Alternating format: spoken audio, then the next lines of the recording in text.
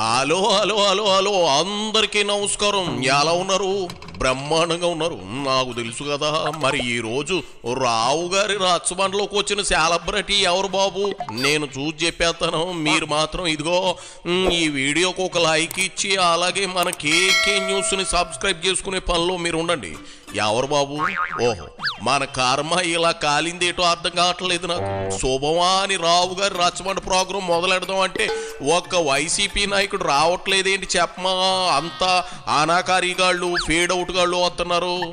అరే ఎన్నికలకు ముందు రోజా, కొడాలి నాని, శ్రీరెడ్డి, పోసాని ఇలా ఐటమ్ గాళ్ళందరూ వచ్చేవాళ్ళు. ఇదిగో ఓడిపోయి జనం గుండు కొట్టేసాక ఒక్కడ కూడా మీడియా కొట్టాల ముందుకు రావడం లేదు. మనకేమో ఆహారం దొరకడం లేదు. ఏం చేస్తాం? ఏమీ లేనప్పుడు పచ్చడి మెతుకులే గతి అన్నట్లు ఇవాళ పెదిరెడ్డి గారి అబ్బాయి మిథున్ రెడ్డి మాడిన మోకం వేసుకుని వచ్చాడు. ఏంటో కనుక్కుందాం రండి. ఇదిగో మిథునా, ఏంది నీ గోళం మొదలెట్టు. కొన్ని ఛానల్స్లో కూడా ప్రత్యక్షంగా పరోక్షంగా మమ్మల్ని ఉద్దేశించి రకరకాల వార్తలు ప్రచురిస్తూ ఉన్నారు. నేను ఒకటే అడుగుతా ఉన్నాను, నా అఫిడవిట్లో కానీ లేకపోతే మా తల్లిదండ్రుల అఫిడవిట్లో కానీ లేకపోతే మా భార్య అఫిడవిట్లో కానీ అన్నీ కూడా వివరంగా, ఎక్కడైతే మేము తీసుకున్న ప్రాపర్టీస్ అన్నీ కూడా వివరంగా ఉన్నాయి. ఇవన్నీ కూడా ప్రైవేట్ వ్యక్తుల దగ్గర నుంచి తీసుకున్న ప్రాపర్టీసే. ఈ ఘటన గురించి నిజాలు రావాలని చెప్పి కూడా ప్రభుత్వం తరపు నుంచి కూడా ఈ ఘటన గురించి నిజాలు చెప్పాలని చెప్పి కూడా నేనే డిమాండ్ చేస్తూ ఉన్నాను. మీడియాలో కూడా చూడడం జరిగింది. అనురాగ్ అని చెప్పి ఒక అనుమానితుడిని కస్టడీలోకి తీసుకున్నారని చెప్పి కూడా వాళ్ళ పేరెంట్స్ కూడా, అతను వాళ్ళ ఫ్యామిలీ అంతా కూడా మేము తెలుగుదేశం నాయకులు, మేము తెలుగుదేశం పార్టీకి సంబంధించిన వాళ్ళు, మా పిల్లోని అనవసరంగా పట్టుకున్నారని చెప్పి కూడా మాట్లాడుతున్నారని చెప్పి కూడా మీడియాలో కూడా చూడడం జరిగింది. ఇవన్నీ కూడా నిజాలు బయట రావాల్సి ఉంది. నువ్వు బాలీవుడ్ పాత తరం హీరో మిథున్ చక్రవర్తి అనుకుంటున్నావా? పెదిరెడ్డి కొడుకు. ఆయన ఆరాసకాలకు నువ్వే కదా బ్రాండ్ అంబాసిడర్వి. ఆయన ఒక మనిషి జన్మకి ఎన్ని ఆస్తులు కావాలబ్బా? తిండి, బట్ట, గూడు సక్కంగా ఉంటే చాలు కదా. ఇప్పుడు నేను విషయం అడుగుతా సేపు. జగన్ రెడ్డిని అధికారాన్ని అడ్డబెట్టేసుకుని మీ నాయన పెదిరెడ్డి ఎన్ని వేల కోట్లు వెనకేసినా ఓ ఫుల్ మిల్స్ తినగలడా? ఓ బిర్యానీ మొత్తం తిని అరాయించుకోగలడా? 4 మెతుకులు తినడానికి 100 ఆలోచించే వయస్సు ఆయనది. మరి ఆస్తిపాస్తులు కట్టుకుని పైకి పోతాడా? ఎందుకొచ్చిన యాదవ ఆశ చెప్పు.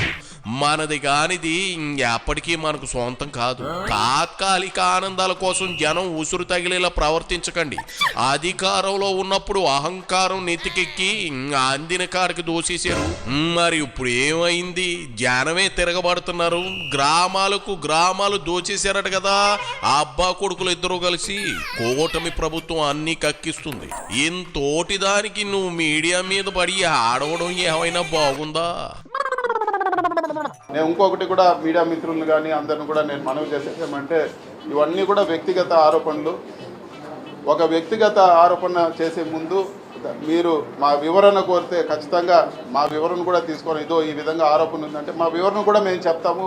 దయచేసి రెండు కూడా మీరు చూసి నిజాలు మీరు వేయాలని చెప్పి కూడా నేను కోరుతా ఉన్నాను. రాజకీయ ఆరోపణలు ఉంటే పర్వాలేదు, వ్యక్తిగత ఆరోపణలు వచ్చినప్పుడు ఖచ్చితంగా మేము వివరించేదానికి సిద్ధము. ప్రతి ఒక్క ఏది చేసినా కూడా ఈరోజు దాదాపు 30 సంవత్సరాలుగా వ్యాపారం చేస్తూ ఉన్నాము. ప్రతి ఒక్కటి కూడా ఇన్కమ్ ట్యాక్స్ డిపార్ట్మెంట్లో ఉంది. ప్రతి ఒక్క అసెట్ మాకు ఏదైతే ఉందో అవన్నీ కూడా ఈరోజు మీకు అఫిడవిట్లో ప్రతి ఒక్కటి కూడా అన్నీ చేర్చడం జరిగింది. ఇవన్నీ కూడా పద్ధతిగా ఎక్కడ ఏది ఉన్నది కూడా ప్రతి ఇయర్లీ కూడా రిటర్న్స్ ఫైల్ చేయడం కానీ ప్రతి ఒక్కటి కూడా కానీ అన్నీ కూడా పద్ధతిగా ఉన్నాయి. కాబట్టి ఏది అడిగినా కూడా మేము వివరణ ఇస్తాము. దాని తర్వాత మీరు ఖచ్చితంగా మీరు తప్పు ఉంటే అవన్నీ కూడా నిలదీయండి. లేకపోతే మీరు ఏ పేపర్లో వేసినా కానీ టీవీలో వేసినా కానీ అన్నీ కూడా సమంజసమే అని చెప్పి కూడా నేను అడుగుతున్నాను. అదేవిధంగా ఈరోజు ఆరోపణ చేసే నాయకులందరూ కూడా ఫ్యాక్ట్స్ ఊరికే నోటికి వచ్చినట్లు ఇన్ని 100 ఎకరాలను 1000 ఎకరాలను ఏదంటే అది ఈరోజు మాట్లాడుతూ ఉన్నారు. సాక్ష్యాధారాలతో కూడా మాట్లాడాలని చెప్పి కూడా నేను కోరుతా ఉన్నాను. చూడు మిథును, నువ్వు కామెడియన్కి ఎక్కువ క్యారెక్టర్ ఆర్టిస్ట్కి తక్కువ అన్నట్లు మాట్లాడుతూ ఉన్నావు. ఎవరికీ తెలియదు చెప్పు, రాజకీయ నాయకులు పెంపుడు కుక్కలు అదే బినామీల పేరుతో పొలాలు స్థలాలు కొంటారు కానీ కొడుకు పెళ్ళాం పేర్లతో కొనరు కదా. జనానికి అన్నీ తెలుసులే మిథున. చెవుల్లో ఇక్కడ ఎవడో క్యాప్సికం కాయలు పెట్టుకోలేదు, గుర్తెట్టుకో. అదేవిధంగా ఈరోజు గత 10 ఎలక్షన్లు, దాదాపు 10 ఎలక్షన్లు మా తండ్రి ఎమ్మెల్యేగా పోటీ చేశారు. నేను కూడా ఇది 3వ ఎలక్షన్ నేను ఎంపీగా రావడం జరిగింది. ఏ ఒక్కరు ఈ 10 ఎలక్షన్లు అధికారంలో ఉండి లేకపోని ఏ పరిస్థితుల్లో ఉండి ఏ ఒక్కరైనా కానీ ఎవరైనా కానీ ₹1 మేము ఎలక్షన్ ఫండ్ ఇచ్చినామనో లేకపోతే ఎలక్షన్ పేరు చెప్పి మా దగ్గర ₹1 తీసుకున్నారని చెప్పో ఎక్కడన్నా నిరూపిస్తే కూడా ఈ రోజు నుంచి రాజకీయాలు వదిలేదని కూడా నేను సిద్ధమని చెప్పి కూడా చెప్తాను. ఈ ఎలక్షనే కాదు, 10 ఎలక్షన్లు మా నాన్నగారు పోటీ చేసినారు. ఏ ఎలక్షన్లు అయినా కానీ ఎవరైనా కానీ మా పార్టీ కానీ బయట పార్టీ కానీ ₹1 ఎలక్షన్ ఫండ్ ఎవరి దగ్గర ₹1 ఎలక్షన్ ఫండ్ తీసుకొని కూడా మేము పోటీ చేసింది కూడా లేదని చెప్పి కూడా నేను తెలియజేస్తా ఉన్నాను. ఇప్పుడు నువ్వు దానకర్ణుడివి, మీ నాయన బలిచక్రవర్తి అంటావు. నిప్పు లేనిదే పొగ రాదు కదా మిథును. ఇక్కడ పొగ కాదు కదా, ఏకంగా మంటలే వచ్చేస్తా ఉన్నాయి.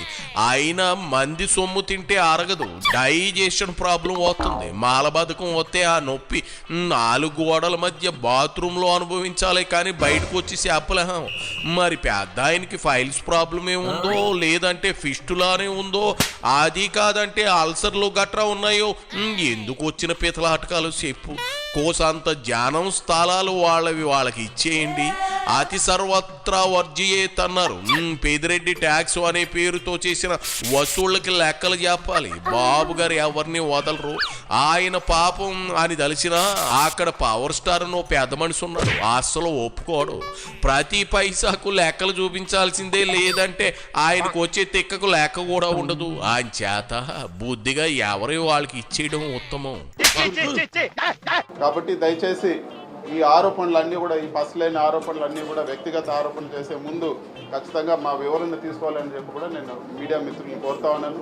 ఇవన్నీ కూడా ఈ మదనపల్లి ఘటన ఇవన్నీ కూడా బయట రావాలని చెప్పి కూడా కోరుతా ఉన్నాను. కొంతమంది మాట్లాడుతూ ఉన్నారు రికార్డులు తారుమారు చేసేదానికి ఈ ఘటన జరిగిందని చెప్పి. నేను ఒకటే అడుగుతాను, మా అఫిడవిట్లో ఉండే ప్రాపర్టీస్ కానీ ఇంకటి కానీ ఏదైనా కానీ ఎంఆర్ఓ ఆఫీస్లో ఉంటాయి, కలెక్టర్ ఆఫీస్లో ఉంటాయి, CCLAలో కూడా ఇవన్నీ రికార్డ్స్ ఉంటాయి. సో ఇవన్నీ కూడా ఏదో చిన్న ఘటన జరిగితే రికార్డ్స్ అన్ని తారుమారే పరిస్థితి ఉండదు.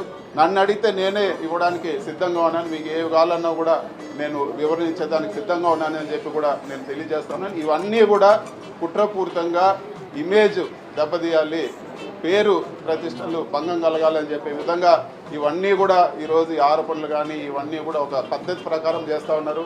ఈ కొన్ని రోజుల ముందు చూసాం, ఒక ఆయన వచ్చి ఎర్రచందనం వ్యాపారం చేశారని నేను గట్టిగా అడిగాను, సాక్ష్యాధారాలు చూపించండి లేకపోతే క్షమాపణ చెప్పండి. ఇప్పుడు వరకు జవాబు లేదు. అదేవిధంగా ఈ ఆరోపణలు కూడా పసలేని ఆరోపణలు అని చెప్పి కూడా ఈరోజు నేను తెలియజేస్తా ఉన్నాను. ఇక మీదట ఎవరు ఇలాంటి వ్యక్తిగత ఆరోపణలు ఇలాంటి దారుణమైన ఆరోపణలు చేస్తే ఖచ్చితంగా డెఫమేషన్ సూట్ వేసి న్యాయంగా వాళ్ళపైన చర్యలు తీసుకుంటానని చెప్పి కూడా నేను తెలియజేస్తాను. పరువు నష్టం దావా చేస్తావా? చెస్ నోర్బియస్ మీ వైసీపీ వాళ్ళకి పరువు ప్రతిష్టలని ఏడ్చేయా? రికార్డులు బయటకు పోకుతాయని వాటిని తగులు పెట్టేసిన గనులు మీరు. దెయ్యాలు వేదాలు వల్లించినట్లు నీతి ముక్తావళి చెబితే ఇదిగో వినడానికి ఎవడో రెడీగా లేడులే మిథున్ రెడ్డి. ఒక్కడి చేపన పాపం పండింది. మీ ఆస్తులే కాదు, ఎర్రచందనం కేసులు కూడా అన్ని బయటకు వచ్చేస్తాయి. తొందర ఎందుకు సుందరవదన? అన్ని బయటికి తెచ్చే బాధ్యత పవన్ తీసుకుంటున్నాడు. అందరిని లోపలేయించడం గ్యారంటీ. రాసిట్టేసుకో. ఏంటి మీడియా వాళ్ళు కూడా నీ వెర్షన్ కూడా తీసుకోవాలి అంటున్నావా? మీరు సాక్షికి తప్ప ఇంటర్వ్యూలు ఇవ్వరుగా.